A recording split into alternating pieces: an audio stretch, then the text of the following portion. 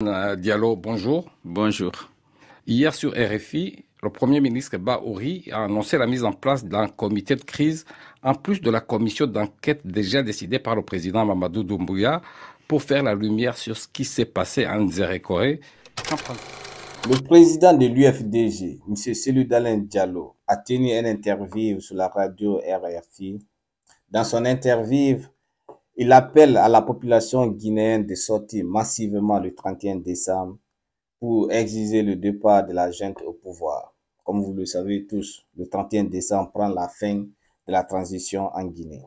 Chers amis, pour mieux comprendre son interview, je vous invite à suivre cette vidéo jusqu'à la fin. Un peu paniqué parce qu'il a pris l'initiative de promouvoir la candidature de Doumbouya à la prochaine élection présidentielle, ce qui constituerait un parjure, parce que le monsieur, en tant qu'officier, a juré à plusieurs reprises de ne pas prendre part aux élections qu'il organiserait pour le retour à l'ordre constitutionnel. Mais Mamadi Doumbouya n'a jamais dit qu'il sera candidat. Oui, mais déjà, il y avait dans la charte de la transition les articles 46, 55 et 65 qui interdisaient à tous les responsables de la transition de candidater à ces élections. Et évidemment, on aurait dû reprendre ces dispositions dans l'avant-projet de constitution. Ils l'ont éliminé pour donner la possibilité à Doumbouya de se présenter. Depuis lors, il y a une vaste campagne de promotion et de justification de sa candidature. Et c'est dans ce cadre que le tournoi de football qui a entraîné la mort de plus de 135 personnes a été organisé. C'est toujours dans la promotion de cette candidature. Le Premier ministre a reconnu qu'il y a eu impréparation et incompétence dans l'organisation de ce tournoi. N'est-ce pas un discours de vérité qui mérite quand même d'être salué? Quel discours de vérité? Évidemment, lorsqu'il y a un événement comme celui qu'on a vécu, cette tragédie, le gouvernement doit essayer de le justifier. Mais non seulement le stade n'est pas aux normes, mais aucune disposition pour la sécurité des citoyens, des participants à l'événement n'a été prise. Et c'est pourquoi il y a eu les dégâts que nous sommes en train de déplorer aujourd'hui. Mais il faut situer l'événement dans le contexte.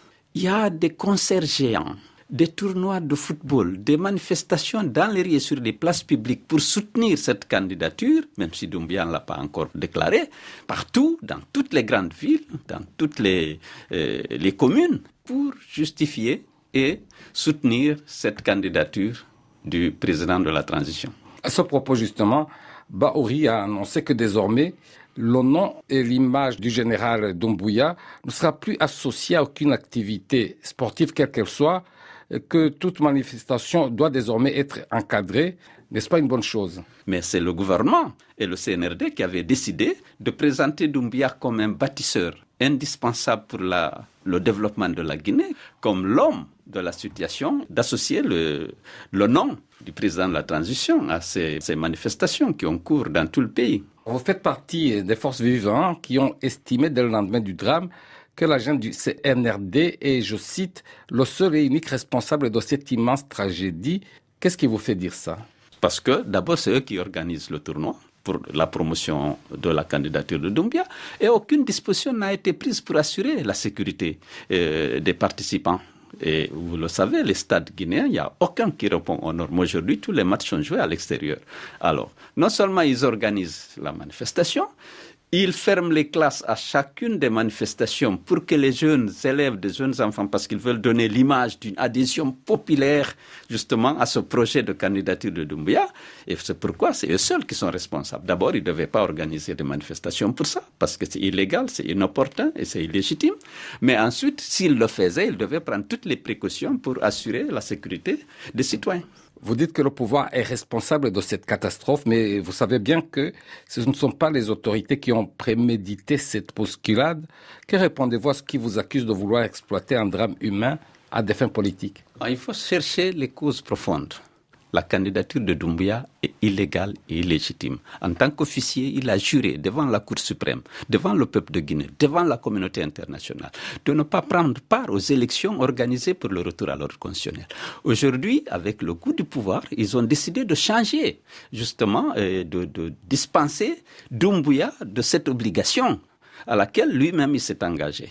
Alors, en organisant justement ces manifestations grandioses, et évidemment sans prendre les précautions pour garantir la sécurité des participants. Donc, ils sont les seuls responsables de ce qui est arrivé et ils doivent répondre.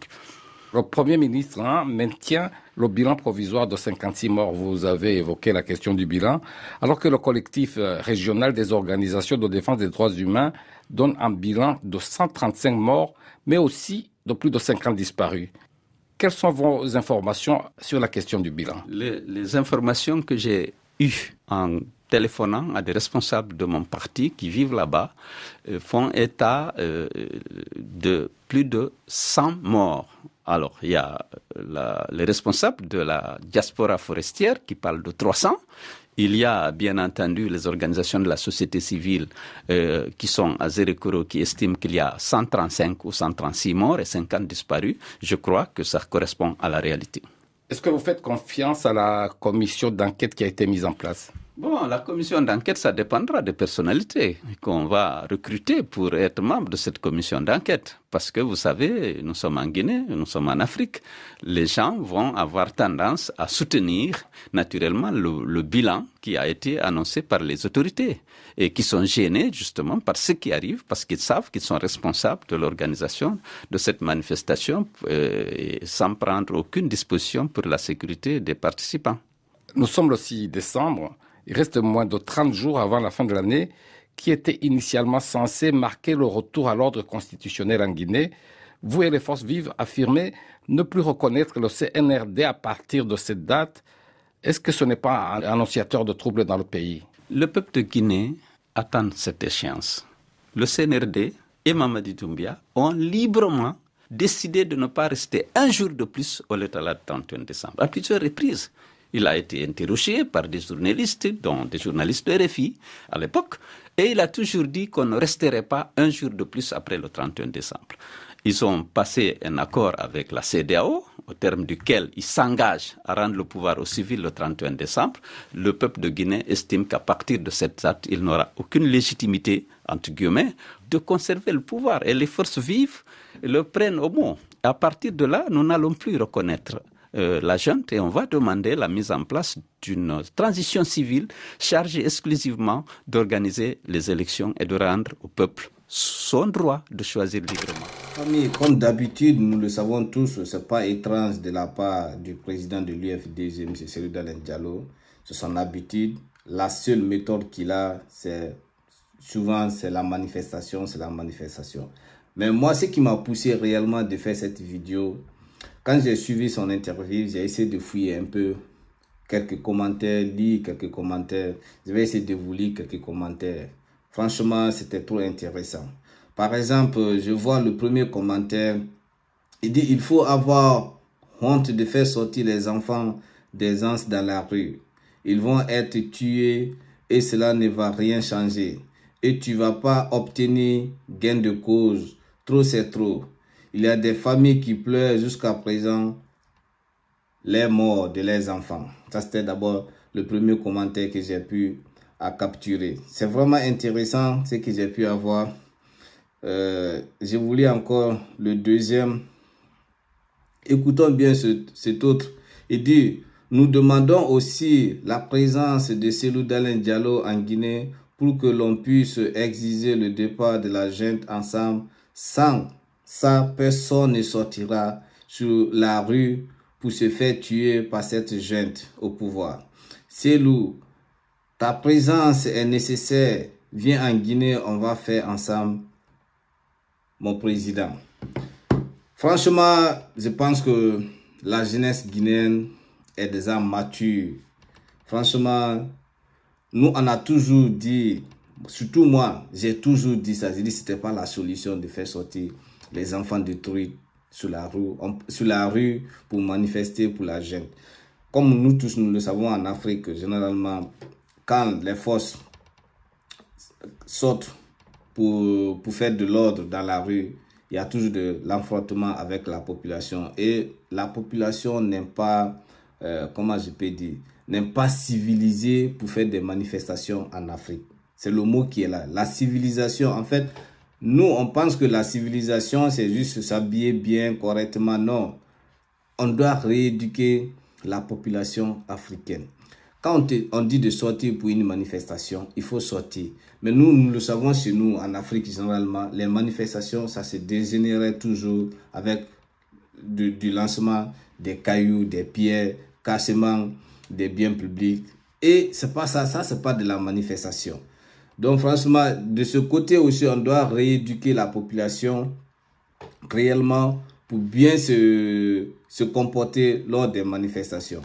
Moi, le message que j'aimerais dire à la jeunesse guinéenne, que ne donnez pas votre vie pour les politiciens. Comme il y a un gars qui l'a dit, si réellement il veut le départ de la jeune, lui-même il n'a qu'à rentrer au pays.